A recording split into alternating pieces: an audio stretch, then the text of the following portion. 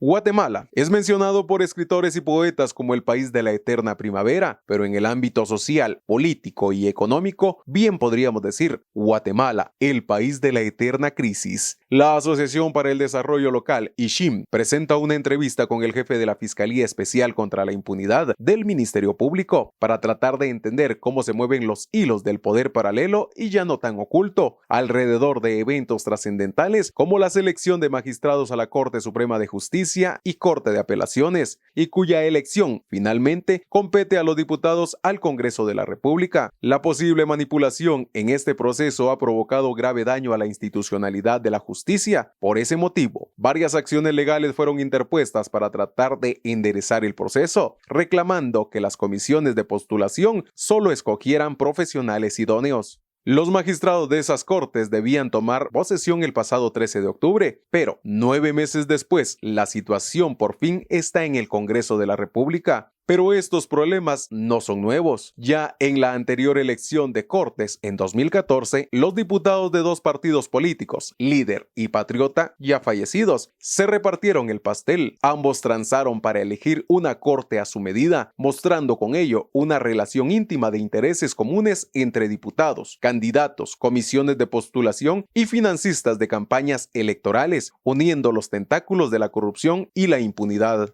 Gracias a las investigaciones de la CICIG, se pudo descubrir grandes casos de corrupción durante el gobierno patriotista, al extremo que este fue expulsado del poder, dando lugar a un gobierno de transición. A pesar de todo lo ocurrido, el poder corrupto se reagrupó con la complicidad del gobierno de Jimmy Morales, jugando sucio contra la CICIG, el Ministerio Público y la Corte de Constitucionalidad. En el actual proceso, los diputados oficialistas y sus aliados actúan como defensores del poder económico y de sus financistas de campaña, en una especie de versión modificada del Pacto de Corruptos, que operó durante el gobierno pasado. De la galopante corrupción en el Estado se sabía mucho, pero todo era como un secreto a voces. Fue la CICIG la que destapó esa gigantesca caja de Pandora. Del financiamiento privado ilegal a los partidos se sabía, pero no había evidencia hasta que la CICIG destapó esa podredumbre, llegando a la conclusión de que el pecado original de la democracia guatemalteca está en el financiamiento privado.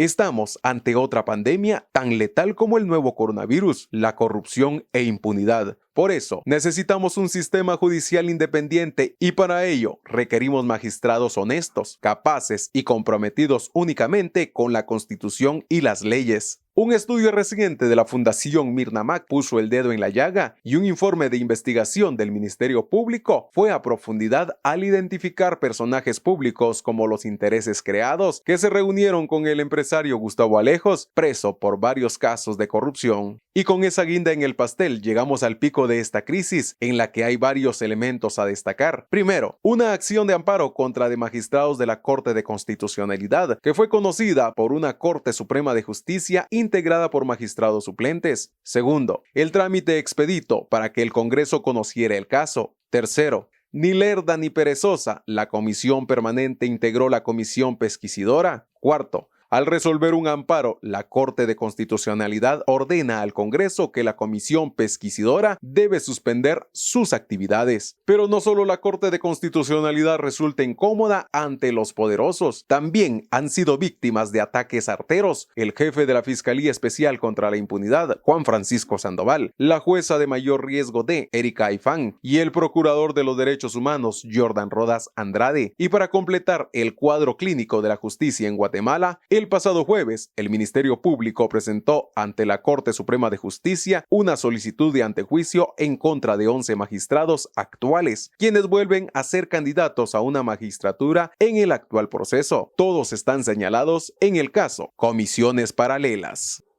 Buenas tardes. Después de haber escuchado para el caso de nuestra audiencia contexto de la entrevista en nombre de la Asociación del Desarrollo País, damos las gracias por el apoyo, por la participación al doctor Juan Francisco Sandoval, también a la Gabriela Alerdi por la atención de esta revista.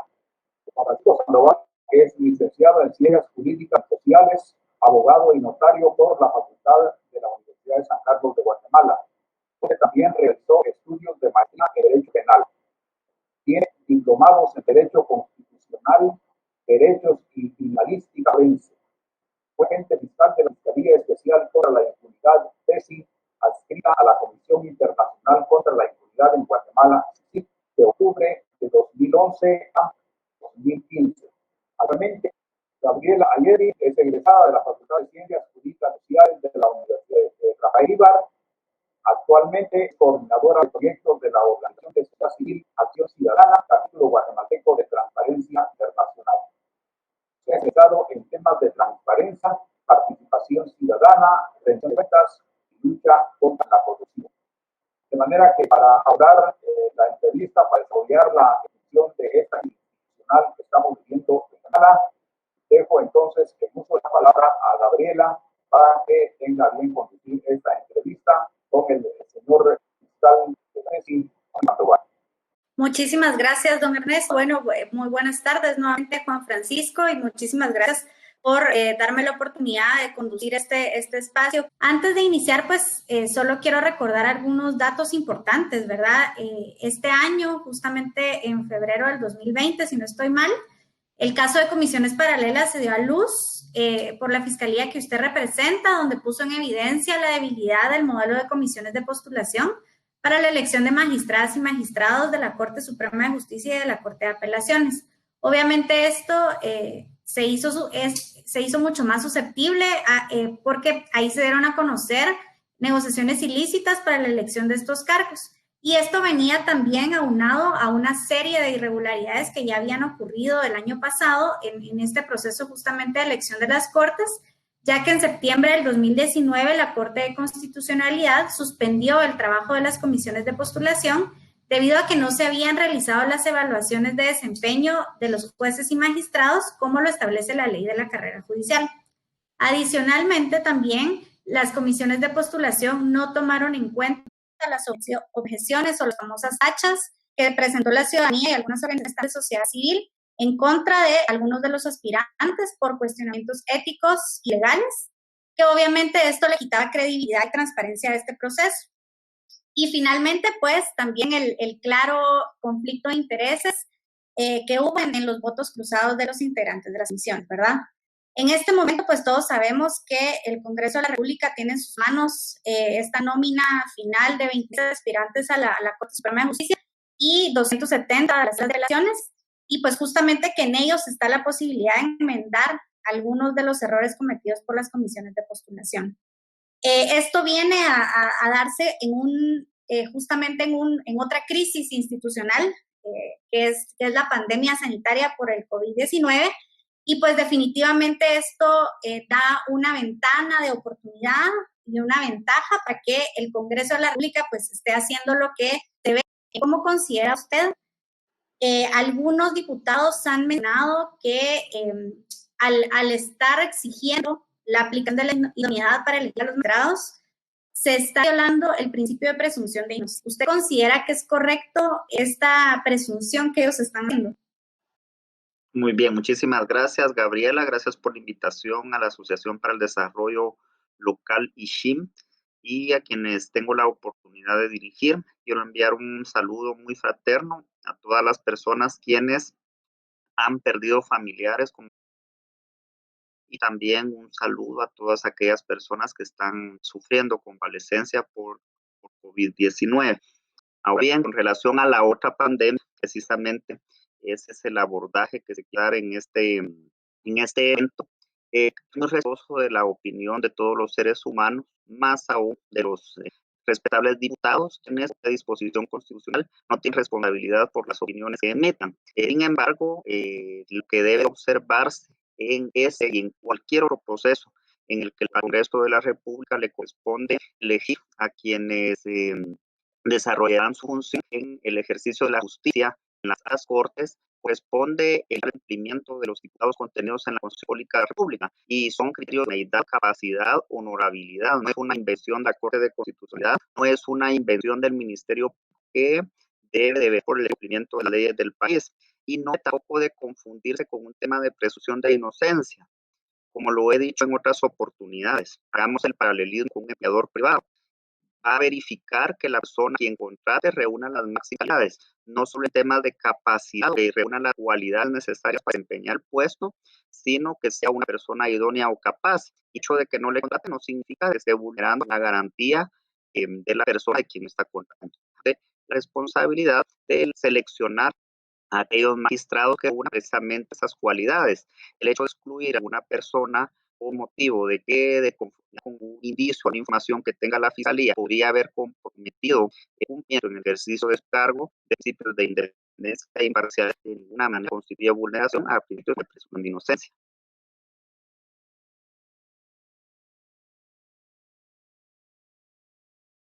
Justamente pensando y tomando en consideración el tema de la independencia judicial, ¿cuáles han sido los riesgos, los principales riesgos que esto ha tenido para la independencia judicial?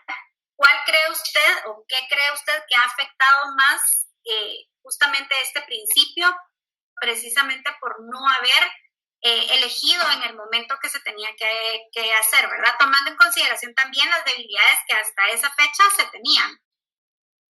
Bueno, más que el tiempo, lo que preocupa en relación al cumplimiento de la independencia judicial es lo relacionado con los intereses a los cuales responderían los magistrados. Una de las primeras situaciones que fue advertida por la Fiscalía como un hallazgo, porque lo que se estaba haciendo era verificando si una persona que se encontraba vinculado a por lo menos 5 procesos penales estaba cumpliendo la medida de coerción impuesta. Y lo que se pudo verificar como hallazgo es que esta persona recibía visitas precisamente de personas involucradas en el proceso. ¿Cómo puede justificarse el hecho de que un juez o magistrado que tiene conocimiento de que una persona tiene compromisos penales y que en algún momento pudiera resolver en instancias superiores la situación jurídica de la persona, en ese momento quien está comprometiendo su independencia como juez o como magistrado no es por un señalamiento del Ministerio Público, sino que es precisamente la actuación? Y precisamente esos criterios fueron los que sustentó la Corte de Constitucionalidad en su resolución del pasado 5 de mayo, indicando que era una prueba que nacía precisamente de un hecho notorio, una situación notoria. ¿Qué situación la que se da que confluyen en un mismo centro asistencial distintas personas que están involucrados en un proceso? Que hacía la cronología de que la Fiscalía tuvo conocimiento de la situación alrededor del 11-12 de febrero y en 5 días se pudo documentar la cantidad de situaciones que hoy son de conocimiento público, independientemente de los aspectos investigativos que son para este momento conocimiento de la Fiscalía. Bueno, y considerando justamente los datos y los casos que usted mencionaba respecto a la independencia judicial y que el tiempo no es tanto el problema, ¿verdad? Sino que son los hechos que vienen atrás. ¿Qué debiera de hacer en este momento el Congreso para garantizar que esa elección pues precisamente responda a los requisitos los requisitos establecidos en la ley precisamente para la elección de magistrados de las salas y de las cortes? Respetar los criterios que contempla la legislación con relación a la elección de magistrados, en primer lugar. En segundo lugar, teniendo los insumos necesarios y que fueron señalados por la Corte de Constitucionalidad en la sentencia, hacer acopio de los mismos. Es que no... de repente se trata de darle la interpretación o la información a la ciudadanía de que es una situación caprichosa de la Corte de Constitucionalidad o del Ministerio Público o que determinadas organizaciones de la sociedad civil que en su momento dieron seguimiento al proceso tienen un capricho para que se elija a determinadas personas o no se elija a otras personas. Por el contrario, en el caso del Ministerio Público, que institucionalmente la función es velar por el estricto cumplimiento de las leyes del país, ha actuado en el ámbito que le corresponde en el proceso penal y también por la vía constitucional, tomando en consideración de que el Ministerio Público está legitimado precisamente en este sentido. Bueno, y tomando en consideración que también se habla mucho de una reforma constitucional al sector justicia y de modificaciones a la ley de comisiones de postulación, en este momento, ¿usted considera que es adecuado, tomando en consideración, valga la redundancia, que todavía no se han elegido a los nuevos magistrados o sí debiéramos de esperar a tener estas reformas que desde el 2016 se vienen tratando de hacer antes de elegir a los magistrados que estamos esperando desde octubre del 2019? Advierta usted la complejidad de esta situación, porque por una parte se tiene que cumplir precisamente o se debiera de cumplir en la medida de lo posible, porque ya transcurrieron más de 8 meses de retraso en la elección de magistraturas, pero la Corte proveyó en la sentencia una serie de plazos que, según mi juicio, debieron ya de haberse cumplido. Habrá que verificar si se ejecutó o se está ejecutando en forma debida la resolución emitida por la Corte de Constitucionalidad.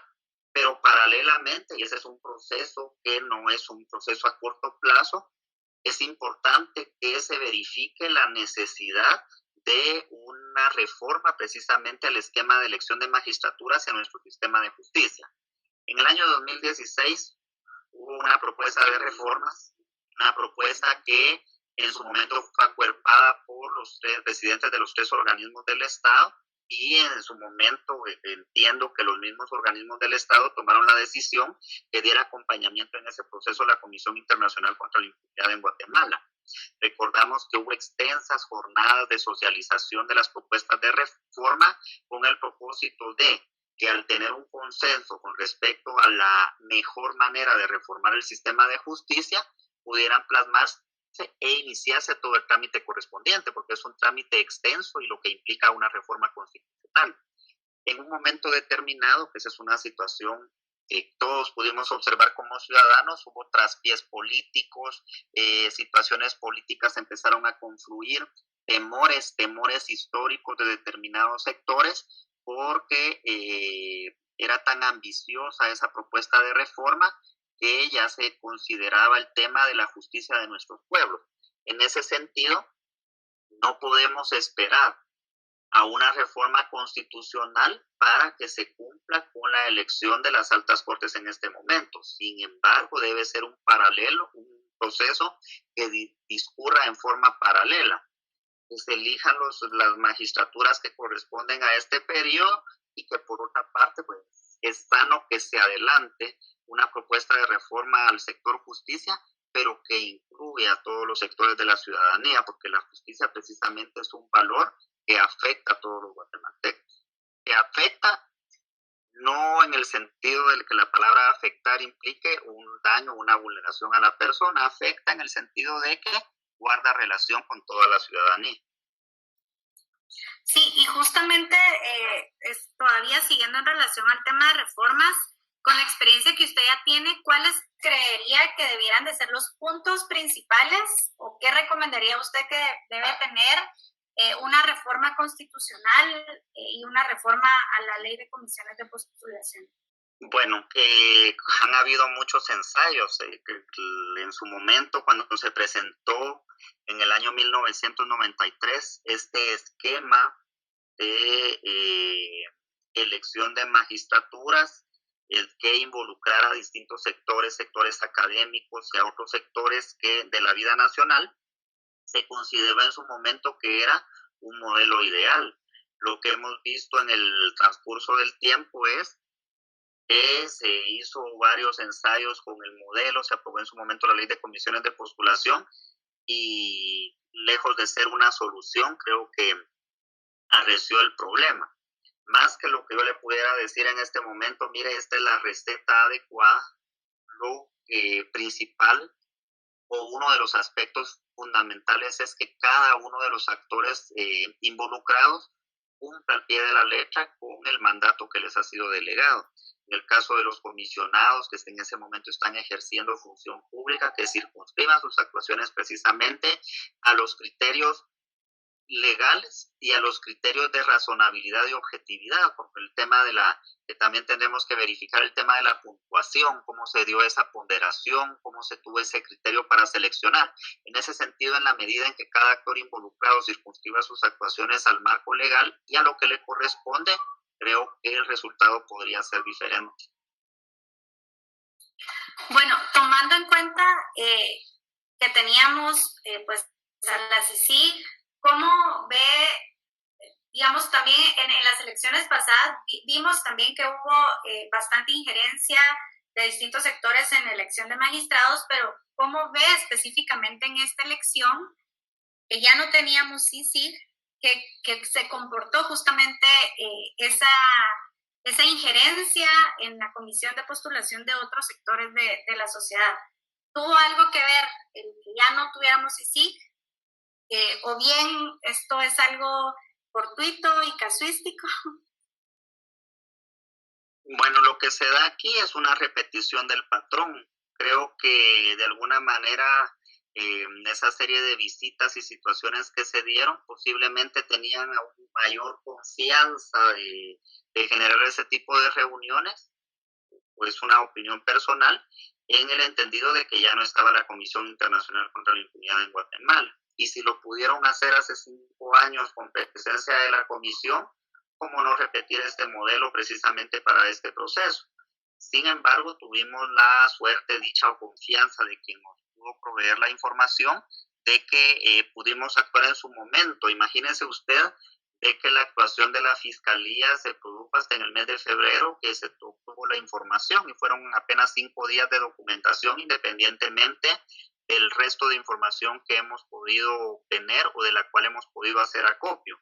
Imagínese usted cuánto tiempo atrás iniciaron este tipo de reuniones, precisamente por eso son comisiones paralelas, porque por una parte funciona un tema de comisiones de postulación, guardan el tema de lo regulado en el marco legal y paralelamente existe una serie de reuniones que tratan de condicionar el ámbito de actuación de todos los sectores involucrados en el proceso de elección. Muchas gracias. Regresando también al proceso de elección de magistrados, tenemos aquí una pregunta. ¿En qué afecta la administración de justicia y la preservación del Estado de Derecho el haber alargado el periodo de magistrados? Y también, tomando en consideración que ya llevamos 8 meses de retraso, si el periodo que le correspondería al nuevo, a la nueva magistratura se prolongaría o sería más corto. ¿Cuál considera usted que va a ser la respuesta a este tipo de dudas y confusiones? Vea qué pregunta tan interesante, pero la cual parte también de muchas situaciones de futuristas o que yo pudiera anticiparme a alguna situación, pues esperemos de que no se dé. Debemos primero tener en cuenta de que la solución que dio la Corte de Constitucionalidad para que en este momento estén fungiendo los actuales magistrados encuentra su sustento en lo que contempla la ley del organismo judicial.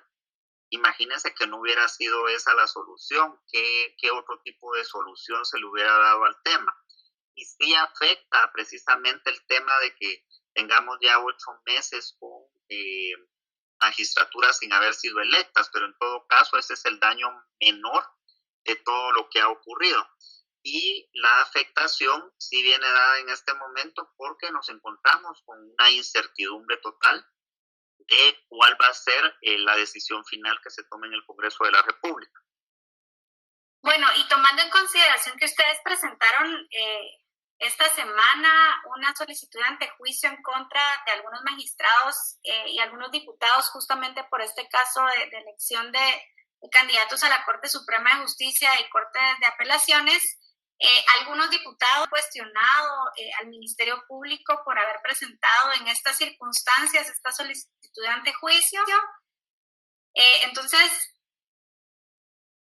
tomando en consideración cuáles serían las consecuencias de esta solicitud de antejuicio en la víspera de elección de magistrados, si se diese lugar, ¿qué pasaría? ¿Qué correspondería?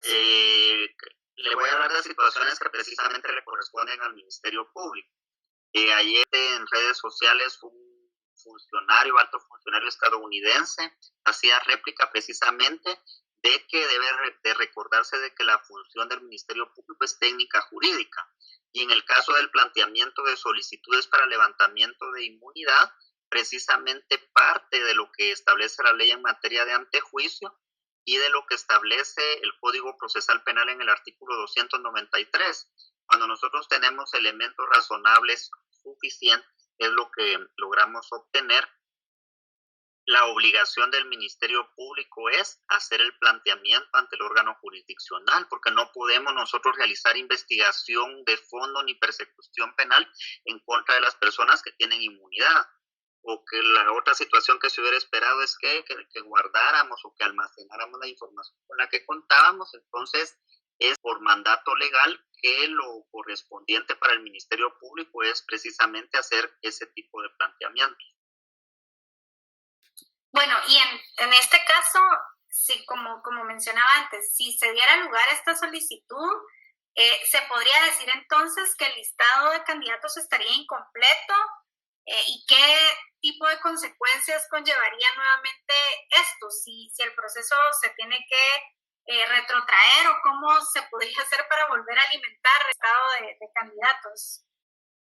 Bueno, eso, fíjese que son situaciones que se van a ir planteando en el curso de la manera en que se desarrollan los distintos procesos.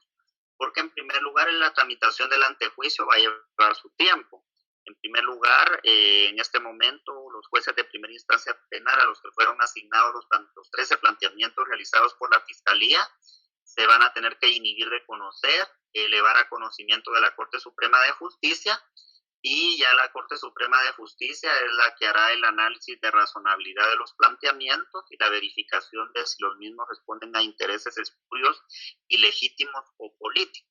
Y a partir de ahí, si es el caso en que se le dé trámite, pues ya iniciar el trámite de la pesquisa correspondiente, o por el contrario, si el rechazo que realiza la Corte encuentra alguna fundamentación que de conformidad con el análisis que realiza la Fiscalía no tenga ningún sustento, pues tendrá que realizar la impugnación correspondiente. En ese sentido, el tema de los planteamientos de la Fiscalía corresponden precisamente a obligaciones que tiene el Ministerio Público.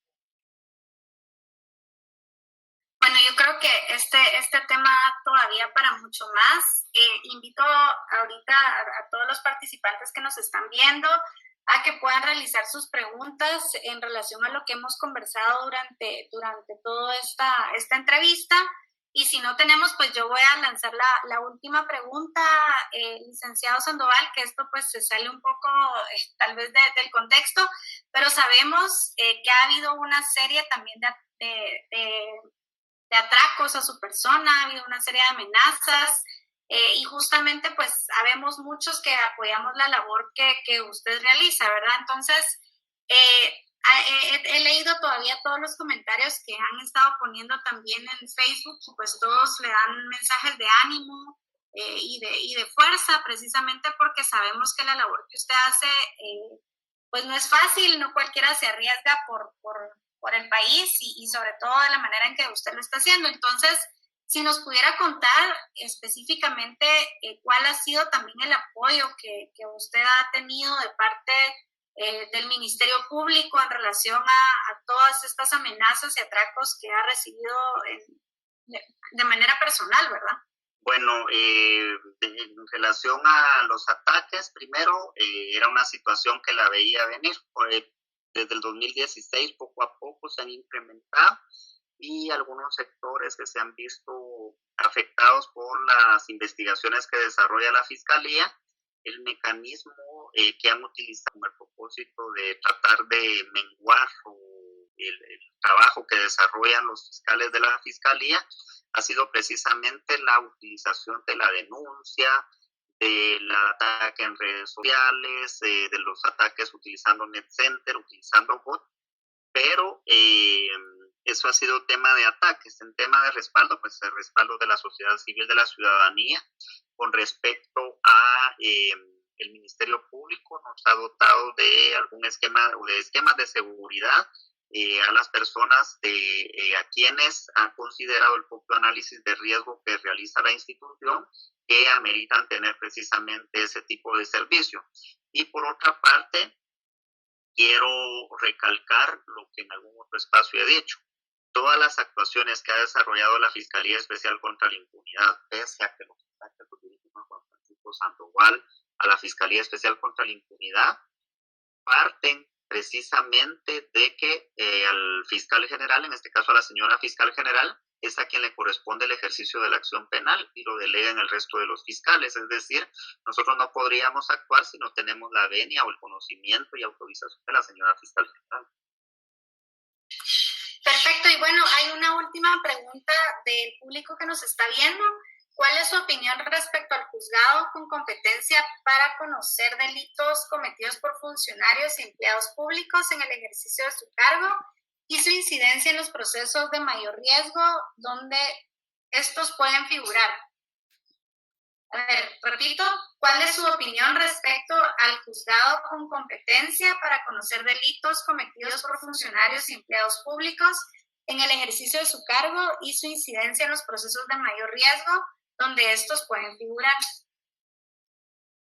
Bueno, en lo personal no estoy de acuerdo con el funcionamiento de los mismos, porque en todo caso la mayoría de propuestas de una justicia especializada parten precisamente del interés de las víctimas. En este caso lo que se advierte es un interés de personas que podrían ser objeto de persecución penal.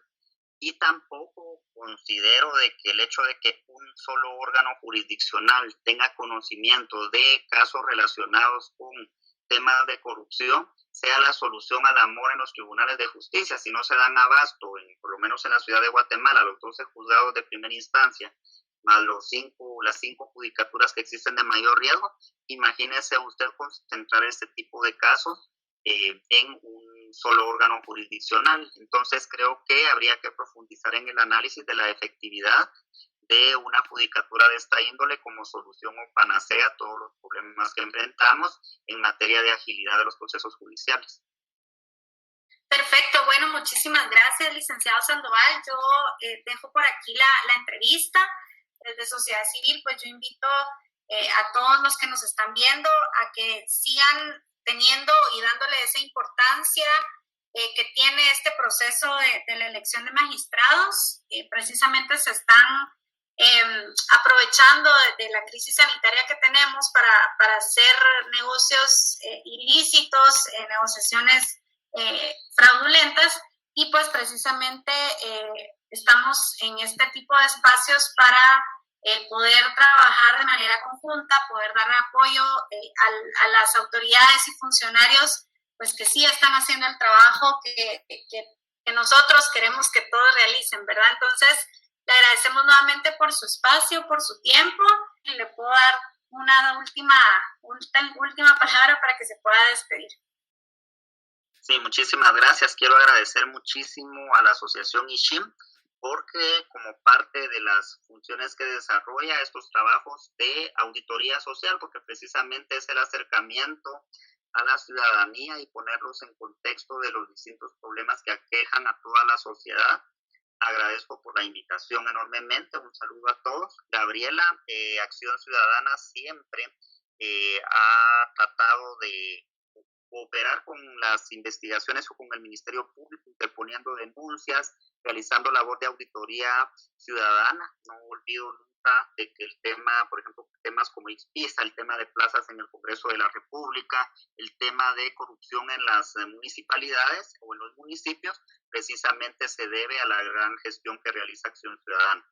En ese sentido, mi agradecimiento para ustedes por brindarme este espacio. Las disculpas por los problemas técnicos, pero no obstante ellos, esperamos de que llegue el mensaje a la ciudad. Muchísimas gracias, licenciado Sandoval. Entonces nos vemos a la próxima y muchísimas gracias por habernos sintonizado a esta hora de un domingo, y pues esperamos nuevamente seguir encontrándonos en espacios importantes como este. Feliz tarde a todos. Muchas gracias. Nos vemos.